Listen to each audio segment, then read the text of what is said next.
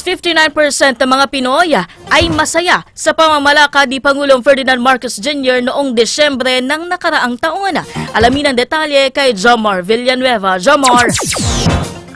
Ayon nga sa pinakabagong survey ng Social Weather Station o SWS, 6 sa kada 10 Pinoy ang nagsabing satisfied o nasiyahan sila sa pamamalakad ng Administrasyong Marcos Jr. noong December 2024. Pinakamataas ang satisfaction rating sa Visayas, kung saan 65% ng mga sumagot sa survey ay nasiyahan sa pamamalakad ng Pangulo. Sinundan ito ng Balance Luzon na may 63%, NCR na may 57%, habang pinakamababa ang satisfaction rating sa Mindanao na may 47%.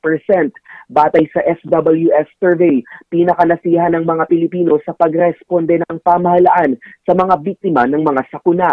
Satisfied din ng mga sumagot sa survey sa pagpapabuti ng Administrasyong Marcos Jr. sa education sector, pagtulong sa mga mahihirap, paglikha ng trabaho at pagpapaganda ng teknolohiya sa bansa. Sinagawa ang survey noong December 12 hanggang December 18 na may 2,160 na respondents. Jomar Villanueva, Newslight.